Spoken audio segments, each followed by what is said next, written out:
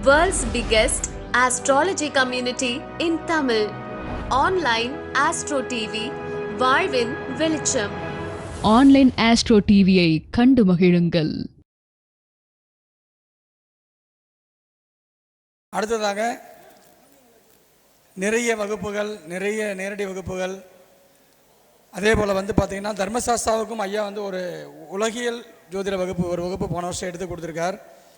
எனது இன்னொரு குருநாதர் மதுரையிலிருந்து வருகை தந்துள்ள திரு வேலுச்சாமி ஐயா அவர்கள் உலகியல் ஜோதிடம் அப்படின்ற ஒரு தலைப்பின் கீழே தனது சிறப்புரையை வழங்க வருமாறு அன்புடன் கேட்டுக்கொள்கிறோம். அன்பார்ந்த நண்பர்களே, இந்த அரிய வாய்ப்பை நம்மளுக்கு கொடுத்த தர்மசாஸ்தா நிறுவனர் மணிகண்டன் அவர்களுக்கும் திருவாளர் முத்துப்பாண்டி அவர்களுக்கும் தர்மசாஸ்தா ஊழியர் அல்லது நிறுவனத்திற்கு சேவை செய்யும் அனைத்து ஜோதிட பெருமக்களுக்கும், இங்கே கூடியிருக்கும் பெரியோர்களுக்கும் வல்லுநர்களுக்கும் என்னுடைய அன்பான வாழ்த்துக்களை தெரிவித்துக் கொள்கிறேன். இந்த உலகியல் ஜோதிடம் முதலாவது என்னன்னு கேட்டிங்கன்னா, இன்றைக்கி இருக்கிற நிலைமையில் உலகியல் ஜோதிடம் தெரிஞ்சால் தான் நம்மளுக்கு இந்த ஃபீல்டில் தனித்து நிற்க முடியும்.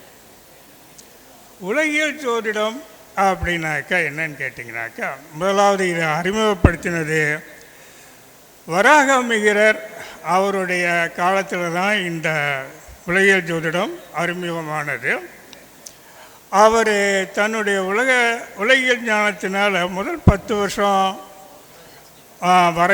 நல்ல மழை பெய்யும், நிறையா செழிப்பாக இருக்கும். அடுத்த 10 வருஷம் ட்ரையாக இருக்கும். அதனால் என்ன பண்ணுங்க, அந்த செழிப்பாக இருக்கிற 10 வருஷத்துக்கு வரக பயிரிட்டு அதை செம்மண்ணில் குழைச்சி செவத்தில் பூசி விடுங்க அப்படின்னாரு. அதே மாதிரி பண்ணினாங்க. அடுத்த 10 வருஷத்தில் என்ன ஆச்சுன்னு கேட்டிங்கன்னா, ட்ரையாக இருந்துச்சு, வறட்சி நிறையா இருந்துச்சு. இந்த அவ்வளோ வறட்சியிலும் எருக்களம் செடி மட்டும் வளர்ந்துச்சு. அந்த எருக்களம் செடியை ஆடு தின்னு அந்த ஆடு அரிப்பெடுத்து போய் அந்த செவத்தில் தடவை அந்த வரகெல்லாம் உதிர்ந்து அந்த 10 வருஷத்தில் அவங்க அந்த வறட்சியின் கொடுமையை அனுபவிக்காமல் சந்தோஷமாக இருந்தாங்க. அதனால் இந்த உலகியல் ஜோதிடத்துக்கு மனிதராக பிறந்து அறிமுகப்படுத்தினது அல்லது நம்மளுக்கு கொடுத்த ஞானி வராகமிகிரர். அடுத்து வால்மீகி ராமாயணத்தில் வர்ற கைகேயி அம்மா இந்த உலகியல் ஜோதிடத்துக்கு ஒரு முன்னோடியும் கூட. அந்த அம்மாவுக்கு உலகியல் ஜோதிடம் தெரிஞ்சது. அதனால் அயோத்தியா அடுத்த 14 வருஷத்துக்கு யார் ஆண்டாலும் மாண்டு விடுவார்கள் என்று அவங்களுக்கு தெரிஞ்சு, அதனால் அவங்க என்ன பண்ணிட்டாங்க, ஸ்ரீ ராமபிரானுடைய முடிசூட்டை எடுத்துட்டு தன்னுடைய மகனை கொடுத்து தன்னுடைய மகனை பழி கொடுக்கறதுக்காக ஏற்பாடு பண்ணாங்க. ரெண்டுக்கும் பொதுவில் என்ன பண்ணாங்க, ஸ்ரீ ராமருடைய பாதங்கள் தான் அயோத்தியா ஆண்டது. அதை தவிர அந்த தசரத சக்கரவர்த்தியும் ஒரு 5-6 மாதத்துலேயே தவறி போயிட்டார். ஆக அந்த உலகியல் ஜோதிடத்துக்கு வால்மீகி ராமாயண கைகேயி அம்மா, அடுத்து வால்மீகி வராகமிகிரர், அடுத்தாப்பில் நம்ம தமிழ்நாட்டை சேர்ந்த மகான் பிஎஸ் ஐயர் அவர்கள் இந்த உலகியல் ஜோதிடத்தில் பெரிய ஞானியும் கூட. அவர் ஒரு முறை ராகுல் காந்திகிட்ட சொன்னார், நீங்கள் போக வேணாம், உங்களுக்கு இப்போதைக்கு ரொம்ப சிரமமான உலகியல் ஜோதிட பிரகாரம் உங்களுக்கு அழிவு இருக்குது அப்படின்னாரு. அவர் கேட்கல. அதனால தான் அவர் சில மோசமான முடிவை தேடிக்கிட்டார். அந்த அளவுக்கு மகான் பிஎஸ் ஐயர் அவர்கள் உலகியல் ஜோதிடத்துக்கு ரொம்ப ரொம்ப முன்னோடியாக இருந்தவர். இந்த உலகியல் ஜோதிடத்தில் என்னெல்லாம் தெரிஞ்சுக்கலாம் அப்படிங்கிறது முதல்ல தெரிஞ்சுக்கிறோன்னா, ஒரு மேஷத்தில் சூரியன் நுழைகிற போது ஒரு சார்ட் எடுக்கணும். எந்த நாட்டுக்கு பார்க்குறீங்களோ அந்த நாட்டோட தலைநகரம், அல்லது நம்ம தமிழ்நாட்டுக்கு மட்டும் பார்க்கணுன்னா தமிழ்நாட்டுடைய தலைநகரத்துடைய அந்த அயனம்சத்தை போட்டு ஒரு சார்ட் ப்ரிப்பேர் பண்ணிக்கிறோம். அந்த சார்ட்டை வச்சு நம்ம என்ன பண்ணுறோம், அந்த வருட மழை, மாத மழை, அடுத்து தினசரி மழையை கூட ரொம்ப அருமையாக கண்டுபிடிச்சிடலாம். ஆக இந்த உலகியல் ஜோதிடத்தில் எடுத்த உடனே அந்த வருஷம் மழை இருக்குமா மழை இருக்காதா அப்படிங்கிறத தெரிஞ்சுக்கலாம். இந்த உலகியல் ஜோதிடத்தில் இந்த மழை பொழிவை பொறுத்து நாம் எடுத்துக்கிறோன்னா நிறைய முறையில் நாம் ஆய்வு பண்ணணும். ஒன்று அந்த அந்த வருஷம் ராஜா யார், அந்த வருட பலன்கள் என்ன, அதுக்கப்புறம் இந்த திதி யோக கரணம் அதோடைய கூட்டம் என்ன, கிரக கூட்டம் என்ன, அதுக்கப்புறம் ரோகிணி வாசம்னு ஒன்று இருக்குது, அதுக்கப்புறம் சப்தநாடி சக்கரம், இப்படி 4-5 முறையில் ஒரு 7-8 முறையில் நம்ம ஆய்வு பண்ணும்போது அந்த ஆய்வு ஒரு நாளும் ஃபெயிலியர் ஆகாது. இப்போ நம்ம டிவியில் நம்ம ஜோட பெருமக்கள் பேசும்போது கூட அந்த ராசி பலனை விட அந்த உலகத்தில் இந்த வருஷத்தில் என்னென்ன முக்கிய நிகழ்வு நடக்குங்கிறதுல தான் ரொம்ப ரொம்ப குறியாக இருக்கிறாங்க. அப்போ அந்த மழைப்பொழிவை நாம் கண்டுபிடிக்கிறதுக்கு ஒரு 7-8 முறையில் கண்டுபிடிக்கும் போது கண்டிப்பாக நம்மளுடைய ஆய்வுத்தன்மை ஃபெயிலியர் ஆகாது. இந்த மழைப்பொழிவை கண்டுபிடிக்கிறதுல ரோகிணி வாசம்னு ஒன்று இருக்குது. அந்த ஆங்கிலத்தில் ரோகிணி வாஸ் அப்படிம்பாங்க. இந்த ரோகிணி வாசத்தை எப்படி கண்டுபிடிக்கிறது அப்படின்னு எடுத்துக்கிட்டோம்னாக்க, சூரியன் மேஷத்தில் எப்போ நுழைகிறாரோ அந்த சார்ட்டில் சந்திரன் எந்த நட்சத்திரத்தில் இருக்காருன்னு பார்க்கணும். அந்த நட்சத்திரத்தில் இருந்து ரோகிணி நட்சத்திரம் வரைக்கும் கூட்டிகிட்டு வரணும். அப்படி கூட்டிகிட்டு வரும்போது 2 எடுக்கணும். அந்த சந்திரன் நின்ற நட்சத்திரத்தில் இருந்து முதல் 2 கடல் அப்படிம்போம், அடுத்த 2 கரை, அடுத்த 1 மலை, அதுக்கு அடுத்த 2 நதி. ஆக இந்த கடல் கரை மலை நதின்னு வந்ததுனாக்க உங்களுக்கு அந்த எதில் விழுகுதோ அந்த வருஷம் மழையை பொழிவை கண்டுபிடிச்சலாம். இந்த கடல்லையும் கரையிலையும் அந்த ரோகிணி வாசம் விழுந்தாக்க கண்டிப்பாக மழை உண்டு. இப்போ ஃபார் எக்ஸாம்பிள் இந்த மேஷத்தில் சூரியன் என்ட்ராகும்போது சந்திரன் அவிட்டத்தில் இருந்தாருனாக்கா இந்த அவிட்டம் சதயம் 2 கடலாகும். சதயத்துக்கு அப்புறம் என்ன வரும், உத்திராடம் பூராடம், உத்திராட்டாதி பூரட்டாதி கரையாகும். அடுத்து ரேவதி 1 மலையாகும். அடுத்து அசுபரி பரணி நதியாகும். அதே மாதிரி மறுபடியும் 2 எடுக்கணும். பரணிக்கு அப்புறம் கார்த்திகை ரோகிணி என்னாகும், கடலாகும். ஆக அந்த மாதிரி விழுகும்போது அவிட்டத்தில் ஒரு சந்திரன் இருந்தார் அந்த வருட ஆரம்பத்தில் அப்படின்னாக்க அது கடலில் போய் விழுகும். அந்த வருஷம் நிறையா மழை பெய்யும்.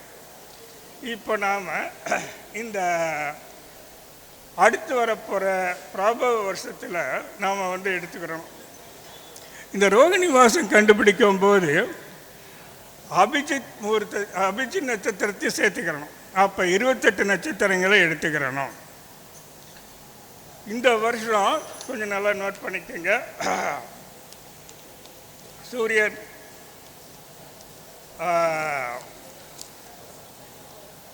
14/4/2026 காலையில் 7-6 மணிக்கு சென்னையில் என்ட்ரு ஆகிறாரு.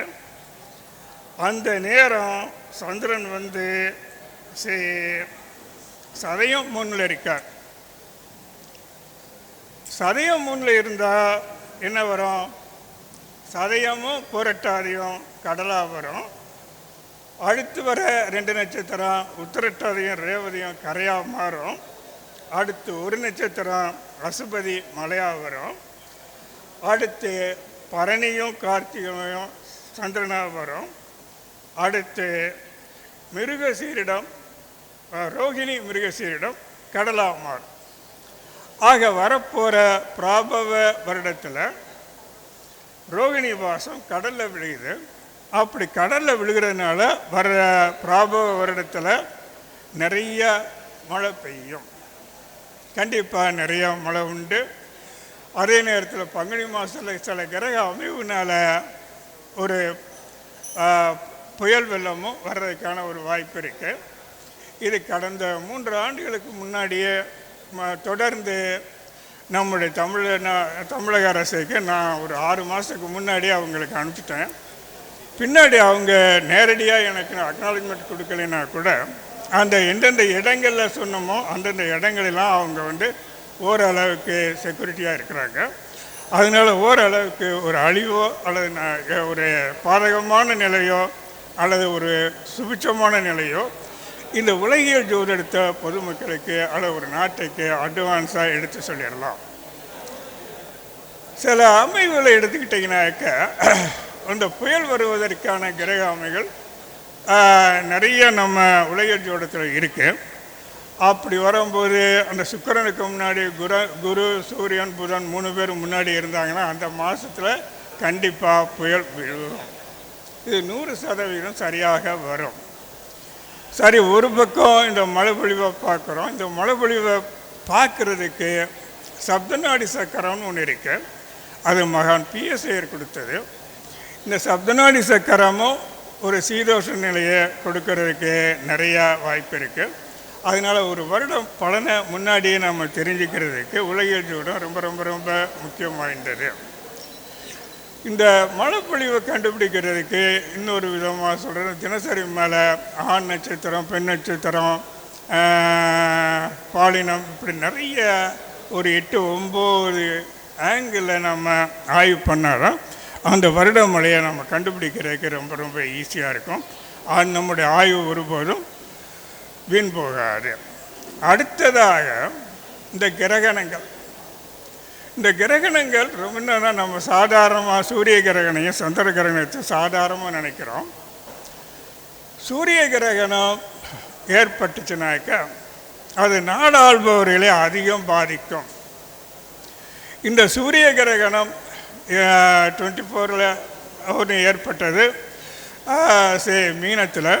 அந்த மீனம் சுதந்திர இந்தியாவுடைய லக்கணம். அன்னைக்கு அந்த எம்பிஸ் அல்லது நாடாளுமன்ற 24 இன்ன வரைக்கும் ஒரே சச்சரவு, யாரும் பீஸ்ஃபுல்லாக இல்லை, எல்லாருக்கும் ஒரு அவப்பெயர். ஆக அந்த சூரிய கிரகணம் அவ்வளோ முக்கியத்துவம் வாய்ந்தது.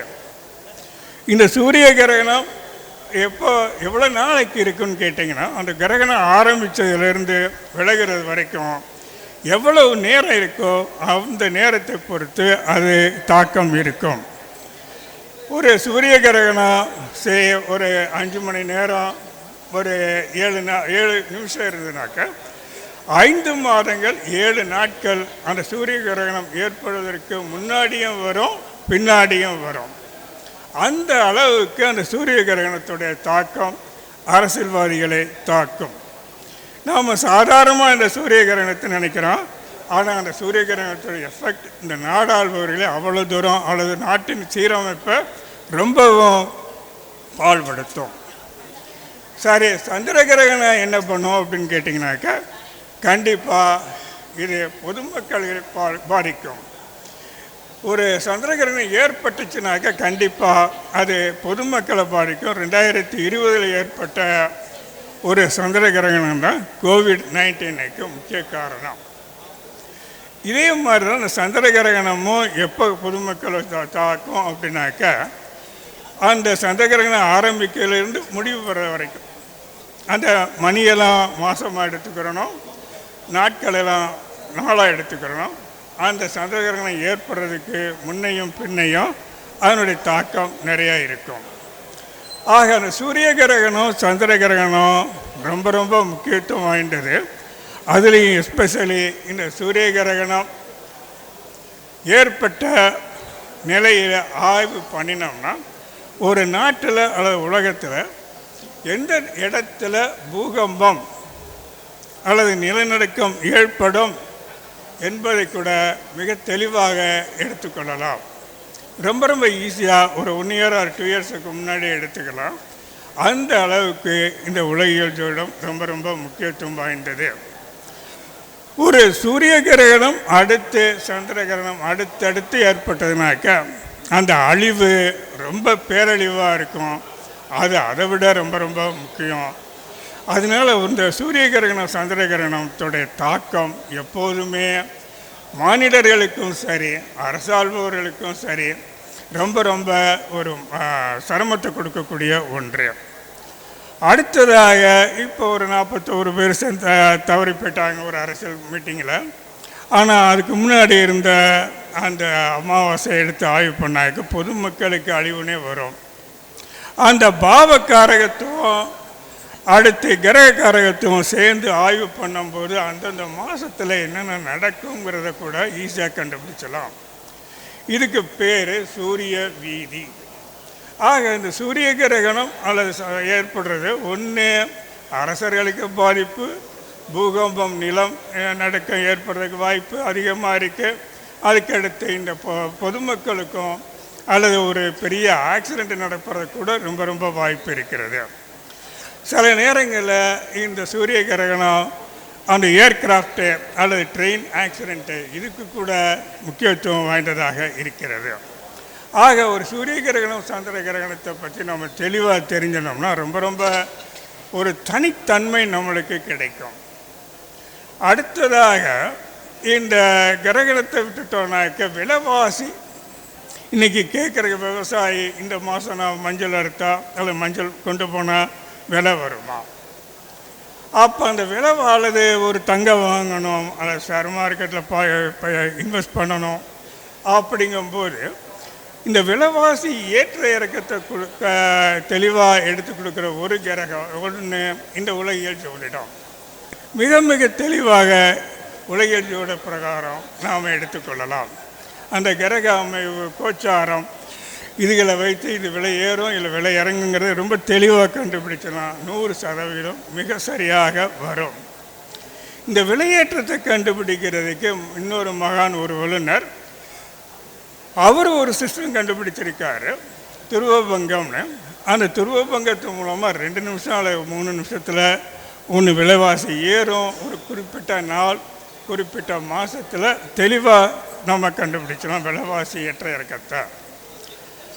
அதற்கு பிறகு நாம் என்ன பண்ணலாம், இந்த வருடத்தில் என்னென்ன நிகழ்வுலாம் நடக்கும், யார் யாரெல்லாம் பாதிக்கப்படுவாங்க, இல்லை யாரெல்லாம் சுபிச்சமாக இருப்பாங்க அப்படின்னு கண்டுபிடிக்கிறதுக்கு நாம் என்ன பண்ணலாம், அந்த ஆண்டு பலனை நம்ம அந்த சூரியன் என்ட்ராகும்போது மேசத்தில் என்ட்ராகும்போது போடுற அந்த சார்ட்டை வச்சு பாவ காரகத்துவம் உலகியல் கிரக காரகத்துவம் இது 2 இணைவு பண்ணி சொல்லும்போது நம்மளுடைய ஆற்றல் அல்லது நம்மளுடைய செயல் ஒரு போற்றத்தக்கதாக இருக்கும். இன்றைக்கு உலகியல் ஜோதிடம் அவ்வளவு அறிவார்த்தமான ஒன்று. இதனை அது ஒரு நேரடி வகுப்பில் வரும்போது கிட்டத்தட்ட எல்லாமே ரொம்ப ஈஸியாக இருக்கும். இது தர்மசாஸ்திரா நிறுவனத்து மூலமாக கூட ஆன்லைனில் போட்டோம். இந்த மாதம் 10-11 அடுத்து 30 மாதம் ஏண்டில் 31 மெட்ராஸில் இருக்குது. முடிஞ்சாக்க நேரடி வகுப்பு இங்கே கூட ஒரு இடம் போடுவோம், கவலை இல்லை. ஆக நண்பர்களே, இந்த உலகியல் ஜோதிடத்தை கண்டிப்பாக தெரிஞ்சிருக்கிறது ரொம்ப ரொம்ப அவசியம். இது சம்மந்தமாக ஏதாவது உங்களுக்கு கேட்கணும் போல் தோணுச்சுனாக்க என்னுடைய செல் நம்பரில் ஃபோன் பண்ணுங்க 9994190388. இந்த நம்பருக்கு எனக்கு ஃபோன் பண்ணுங்க. நிறைய நண்பர்கள் பேச வேண்டி இருக்கிறதுனால நான் நிறைய நேரத்தை எடுத்துக்கிட விரும்பலை. ஏதாவது ஒரு நாளில் பர்டிகுலராக வரும்போது நிறையா ஆய்வு பண்ணி நிறையா இது சம்மந்தமாக தெரிஞ்சுக்கலாம். இந்த வாய்ப்பு கொடுத்த எல்லாருக்கும் நன்றி கூறி விடைபெறுகிறேன். நன்றி. மிக அற்புதமாக நமதுக்கு உலகியல் ஜோதிட பலனை அள்ளித்தந்த நமது குருநாதர் திரு மதுரை வேலுச்சாமி ஐயா அவர்களுக்கான காணொளி இதோ.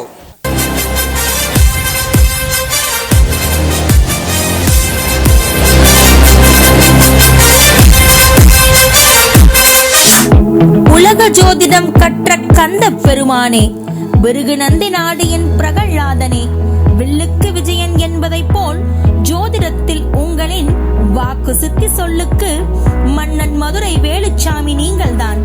மதுரை மல்லிகையின் மனம் கொண்ட மகாதேவனே, கருத்தரங்கங்கள், மேடைகள், ஜோதிட விழாக்கள் என எங்கு அரங்கில் இருந்தாலும் உங்களை சுற்றி இருக்கும் வளரும் ஜோதிடர்கள் யாரும் முத்துச்சரமான உங்களின் பொக்கிச கருத்துக்களை வாங்காமல் இடம் விட்டு அகலவே மாட்டார்கள். இமை பொழுதும் இடைவிடாது உங்களின் முயற்சியும் பொறுமையான குணமும் அன்பான மனமும் குணமும் மற்றவர்க்கு மதிப்பளிக்கும் செயலும் பணிவான தோற்றமும் எளிமையான யதார்த்த பேச்சாற்றலும் இன்னும் விண்ணளவு உயரம் காண அழைத்துச் செல்லும் ஜோதிட உலகின் வெற்றி பாதையில் மதுரை மண்ணில் உதித்த மதுரை வீரன் சாமியே, ஜோதிடத்திற்கு கிடைத்த பொற்றாமரை குழமே, மீனாட்சி தாயின் இளைய மகனின் பெயர் கொண்ட உலகநாதனே, உயர் திரு வேலுச்சாமி ஐயா அவர்